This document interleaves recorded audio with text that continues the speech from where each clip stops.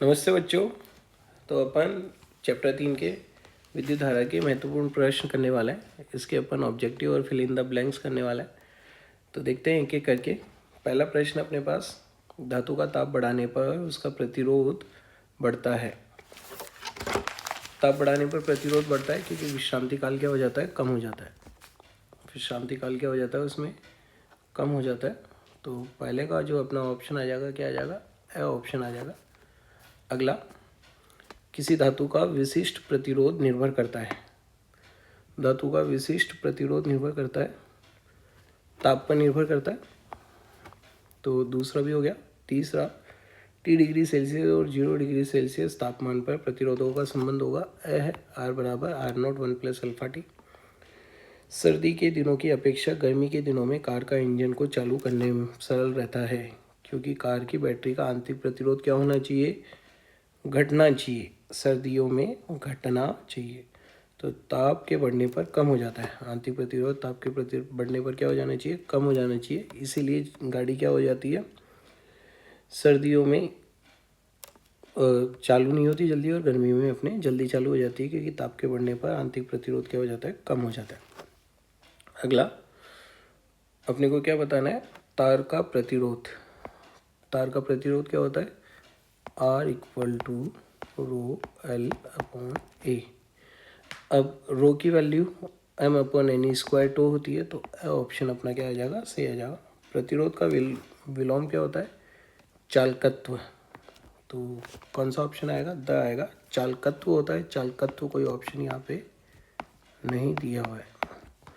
यदि मनुष्य की तंत्रिका में धारा प्रवाहित की जाए तो उसे दर्द महसूस नहीं होगा। अगला, और ओम प्रतिरोध वाला तार गलाकर जिसकी लंबाई प्रारंभिक लंबाई की आधी हो जाए तो तार का नया प्रतिरोध।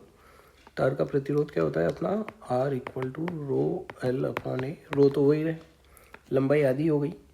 लंबाई आधी हो गई तो क्षेत्रफल भी क्या हो गया अपना, डबल हो गया। लंबाई आधी हो गई तो क्षेत्रफल डबल होगा, तभी आयतन समान रहेगा। तो क्षेत्रफल डबल हो गया, लंबाई आधी हो गई, तो प्रतिरोध क्या हो जाएगा, R/4 हो जाएगा। अगला अपन देखते हैं, निम्न में से कौन सी राशि सदिश राशि है। तो सदिश राशि अपनी कौन सी है, धारा घनत्व। संयोजक तारों के लिए होना चाहिए। संयोजक तारों का कम प्रतिरोध होना चाहिए, व्यास अधिक और प्रतिरोध कम होना चाहिए। एक चालक के विद्युत क्षेत्र E और इन सब में संबंध देखना है, तो अपने को क्या पता है, J बराबर सिग्मा E। तो सिग्मा बराबर क्या हो गया अपना, J अपॉन E। सिग्मा बराबर क्या हो जाएगा, J अपॉन E। एक सेल का प्रतिरोध कितना है, 2 ओम। एक सेल द्वारा 2 ओम के प्रतिरोध में कितनी धारा, 0.9 एम्पियर धारा। तो सेल का विद्युत वाहक बल अपन ने E मान लिया। 2 ओम प्रतिरोध में आंतरिक प्रतिरोध R मान लिया। कितनी धारा है, 0.9 एम्पियर। फिर दोबारा अपने को क्या दिया हुआ है, सेल का जो विद्युत वाहक बल है अपना वही रहेगा, और बाह्य प्रतिरोध कितना है, 7 है, और आंतरिक प्रतिरोध वही रहेगा। कितनी धारा, 0.3 एम्पियर धारा। इन दोनों को डिवाइड करके अपन सॉल्व करेंगे R के लिए, तो R की वैल्यू अपने पास कितनी आ जाएगी, 0.5 एम्पियर आ जाएगी। 13वां प्रश्न है, निम्न चित्र के विभिन्न भागों में विद्युत धारा दर्शाई हुई है, तो अपने को I का मान पता करना है। तो यहाँ पे 2 और 2 4 एम्पियर धारा है। 4 में से 1 एम्पियर इधर चली गई तो इधर कितनी धारा आई, 3 एम्पियर। 1.3 इधर गई तो इधर कितनी आएगी, 1.7 एम्पियर। 14वां प्रश्न देखें, जब सेल के सिरों के मध्य विभवांतर विद्युत वाहक बल से अधिक होता है आवेशित करते समय, एक 50 वोल्ट की बैटरी को 10 ओम प्रतिरोध के साथ जोड़ने पर 4.5 एम्पियर धारा बहती है। तो आंतरिक प्रतिरोध कितना हो जाएगा, 50 वोल्ट की बैटरी है और कितनी धारा बह रही है, 4.5, R प्लस R। तो बाह्य प्रतिरोध कितना है, 10, आंतरिक प्रतिरोध क्या कर दिया, R। तो इसको अगर अपन सॉल्व करेंगे तो अपने पास जो आंसर आ जाएगा 15वें का, वो 1.1 ओम आ जाएगा। एक सेल जिसका विद्युत वाहक बल 2 वोल्ट है, आंतरिक प्रतिरोध कितना है, 0.1। तो पहले इसकी धारा प्राप्त कर लेते हैं। तो धारा कितनी हो जाएगी इसमें, 2 वोल्ट, और R प्लस R को जोड़ेंगे तो कितना हो जाएगा, 4। तो 1/2 एम्पियर धारा प्रवाहित हो रही है। अब 1/2 एम्पियर धारा प्रवाहित हो रही है तो विभवांतर अपना किससे आएगा, V बराबर अपना कितना होता है, V equal to E minus I R. V equal to क्या होता है, E minus I R. Terminal विभवांतर अपन ऐसे पता कर सकते हैं। तो E माइनस आई आर का फॉर्मूला लगा देंगे तो अपने पास कितना आ जाएगा, ये सब ऑप्शन आ जाएगा 1.95 वोल्ट। कितना आ जाएगा, 1.95 वोल्ट सॉल्व का। अगला देखते हैं, प्रतिरोध आर में धारा। जब अपने पास सेल किस में जुड़ा हुआ है, श्रेणी क्रम में। श्रेणी क्रम में विद्युत वाहक बल बढ़ जाता है और आंतरिक प्रतिरोध भी बढ़ जाता है। तो इसका आंसर क्या हो जाएगा, ए हो जाएगा। एक सेल से आंतरिक प्रतिरोध आर जुड़ा हुआ है, बाह्य प्रतिरोध आर जुड़ा है। धारा का मान अधिकतम कब हो जाता है, जब आर इक्वल टू क्या होता है, capital R equal to small R होता है। समांतर क्रम में विद्युत वाहक बल वही रहता है, तो 19वें का आंसर क्या रहेगा, 6 वोल्ट ही रहेगा। विद्युत वाहक बल किसके निकट है, विद्युत वाहक बल जो होता है अपना किसके निकट होता है, विभवांतर के। और कोई यहाँ पे राशि है ही नहीं।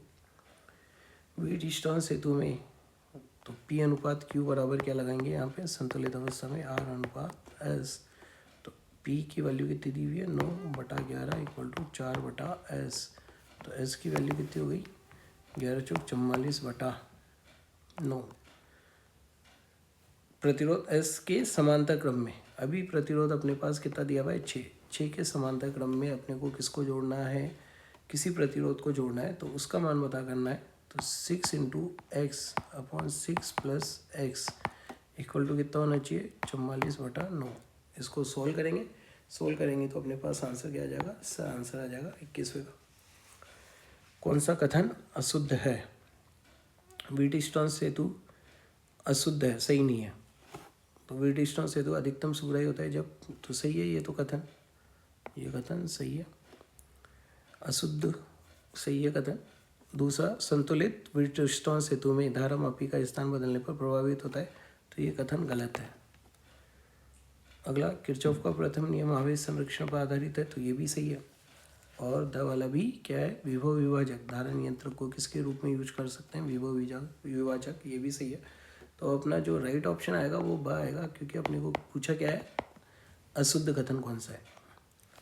अगला है P अनुपात Q बराबर R अनुपात S है। कुंजी के को बंद हो तो धारा मापी में बहने वाली धारा नहीं बहेगी, संतुलित अवस्था में होगा। सही संबंध है। संलग्न भुजाओं के प्रतिरोधों का अनुपात क्या होना चाहिए, समान होना चाहिए। P अनुपात R बराबर S अनुपात Q होना चाहिए, जो कि कौन सा ऑप्शन दे रखा है, इससे। ओमीय प्रतिरोध के लिए V और I का जो ग्राफ होता है वो क्या होता है, सरल रेखा। तो 25वें का आंसर क्या आ जाएगा, ए। 26वां अगर अपन देखें तो V/I क्या होता है, अपना प्रतिरोध होता है। तो T1 ज़्यादा है, T2 क्या है, R1 ज़्यादा है प्रतिरोध, R2 कम है।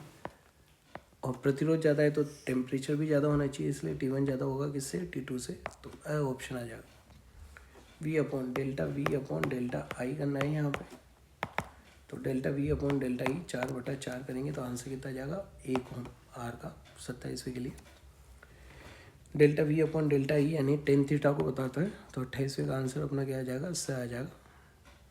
किसी चालक की प्रतिरोधकता और चालकता का गुणनफल, प्रतिरोधकता रो, चालकता सिग्मा, एक दूसरे के व्युत्क्रम होते हैं, तो किसी पर भी निर्भर नहीं करेगा।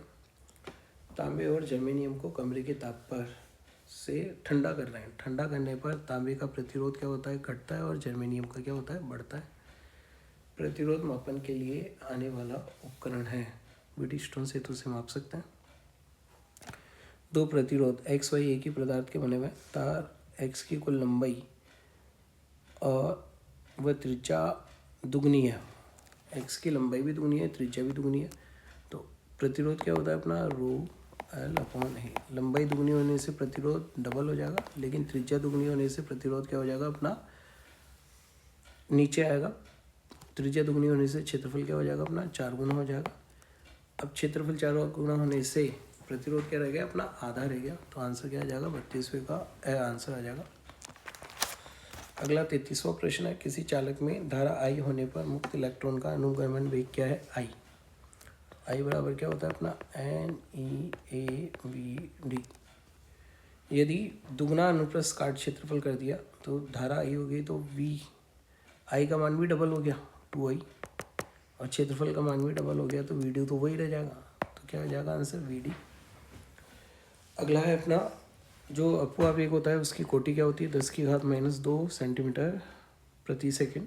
अनोमीय प्रतिरोध का उदाहरण है। अनोमीय प्रतिरोध का उदाहरण क्या है 35वें का आंसर डायोड। प्रतिरोध का ताप गुणांक धनात्मक होता है। प्रतिरोध का ताप गुणांक धनात्मक होता है यानी कि ताप बढ़ने पर प्रतिरोध भी बढ़ेगा, तो तांबे के लिए ही होता है ऐसा। अगला प्रश्न आ गया J बराबर अपना क्या होता है सिग्मा E, और सिग्मा को अपन क्या लिख सकते हैं 1/ρ। तो अपने को पूछा क्या है E बराबर क्या हो गया J इंटू रो। E बराबर क्या हो जाएगा J इंटू रो। तो ब ऑप्शन से हो जाएगा। 38वें का निम्नलिखित में से ताप बढ़ाने पर किसका प्रतिरोध घटता है। ताप बढ़ाने पर जर्मेनियम का ही प्रतिरोध घटता है, अर्धचालक का। अतिचालक पदार्थ की चालकता होती है अनंत होती है। 40वां किरचॉफ का प्रथम नियम किस पर आधारित है। किरचॉफ का प्रथम नियम आवेश संरक्षण पर आधारित है। किरचॉफ का द्वितीय नियम किस पर आधारित है, ऊर्जा संरक्षण पर आधारित है।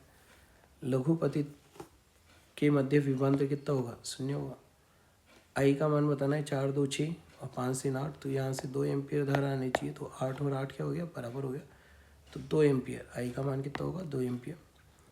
यदि तार की लंबाई दुगनी कर दी जाए और इसका अनुप्रस्थ काट भी दुगना कर दिया जाए, लंबाई भी दुगनी कर दी ρl/a,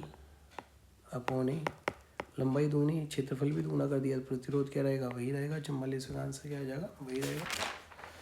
अगला है एक तार की प्रतिरोधकता। प्रतिरोधकता किस पे निर्भर नहीं करती, लंबाई और क्षेत्रफल पे निर्भर नहीं करती, तो 45 का कौन सा आंसर आ जाएगा, द आंसर आ जाएगा। विद्युत क्षेत्र की तीव्रता तथा इलेक्ट्रॉन के अनुगमन वेग V इक्वल टू क्या होता है VD अपना E into E/m into two, तो E के डायरेक्टली समानुपाती है, तो ए ऑप्शन हो जाएगा। एक तार का प्रतिरोध कैपिटल R है, इसी प्रकार एक अन्य तार जिसका केवल व्यास दुगना है का प्रतिरोध, व्यास दुगना होने से क्षेत्रफल 4 गुना हो जाएगा। क्षेत्रफल 4 गुना हो गया तो प्रतिरोध क्या हो जाएगा 1/4 हो जाएगा। 47वें का आंसर क्या आ जाएगा ब। जब किसी चालक तार में विद्युत धारा प्रवाहित करते हैं तो विद्युत क्षेत्र होना चाहिए, तार के अंदर होना चाहिए, उसकी लंबाई के अनुदिश होना चाहिए। धातुओं में इलेक्ट्रॉन का विश्रांति काल, ताप के बढ़ने पर विश्रांति काल घटता है। एक धातु के तार के लिए V/I क्या होता है प्रतिरोध, और प्रतिरोध ताप के बढ़ने पर क्या होता है बढ़ता है।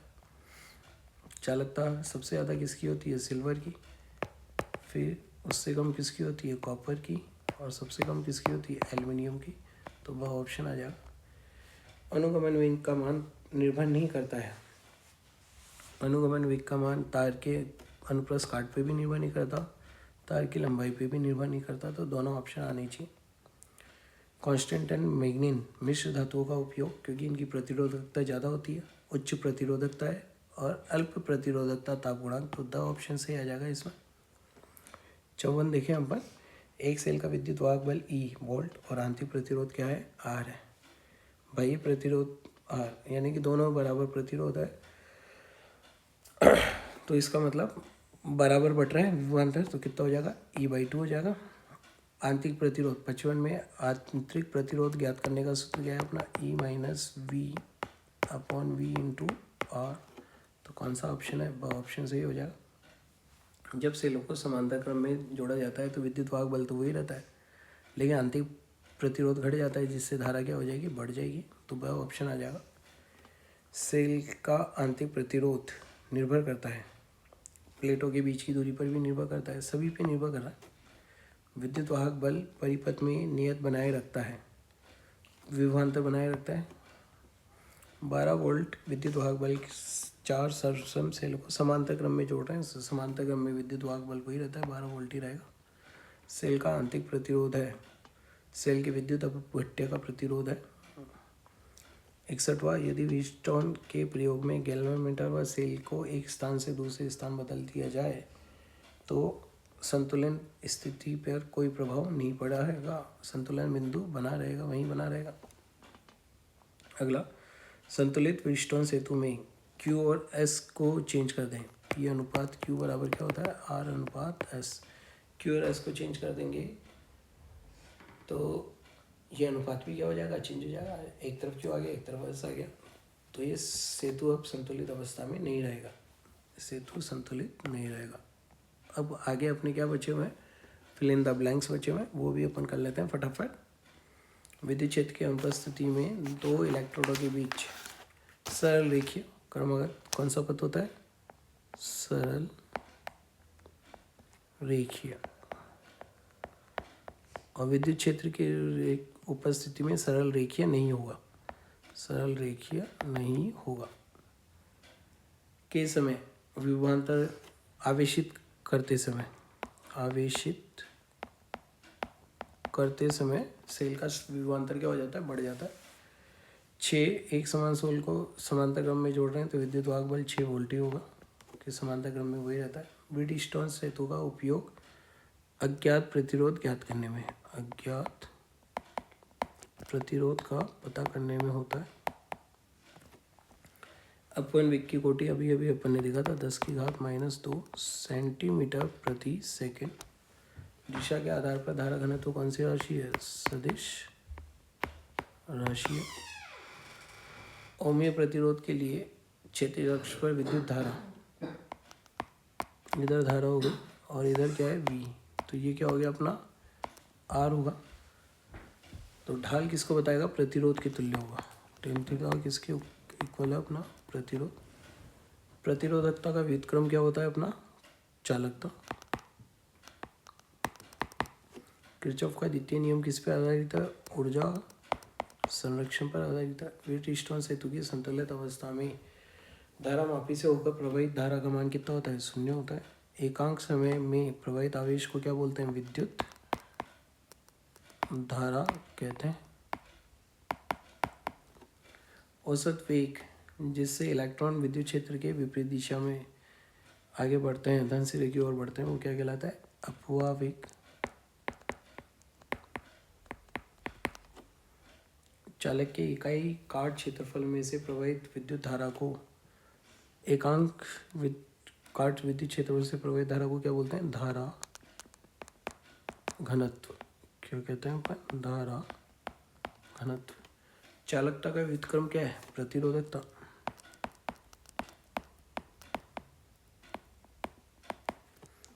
प्रतिरोध का व्युत्क्रम क्या है, चालकत्व। ताप घटाने पर धातुओं का प्रतिरोध क्या होता है, ताप घटाने पर प्रतिरोध भी घटेगा। प्रतिरोध 0 होने पर चालकता का मान, प्रतिरोध 0 हो गया तो चालकता का मान क्या हो जाएगा, अनंत हो जाएगा। 1 डिग्री सेल्सियस ताप बढ़ाने पर प्रतिरोध में हुई वृद्धि को कहते हैं प्रतिरोधकता ताप गुणांक। प्रतिरोध ताप गुणांक। प्रतिरोध ताप गुणांक का मात्रक होता है, अपने को पता है, जो अपना R बराबर कितना होता है, R0 1 + अल्फा t। तो t का और अल्फा का रिलेशन क्या होना चाहिए, उल्टा होना चाहिए। तो केल्विन इनवर्स क्या होता है इसका मात्रक, केल्विन इनवर्स। किसी सेल की प्लेट के बीच प्रचलन विभवांतर को अपन टर्मिनल विभवांतर कहते हैं। क्या कहते हैं, टर्मिनल विभवांतर कहते हैं। ठीक है, तो ये अपन ने इसके कुछ ऑब्जेक्टिव और रिक्त स्थान किए, तो इनकी आप प्रैक्टिस कर सकते हैं। Best of luck. और ऐसे ही आपको आगे के चैप्टर्स के भी वीडियो मिलते रहेंगे और पहले वाले चैप्टर्स के भी वीडियो आप देख सकते हैं। तो ये आपके लिए बहुत फ़ायदेमंद रहेगा बोर्ड एग्ज़ाम की तैयारी के लिए। Best of luck.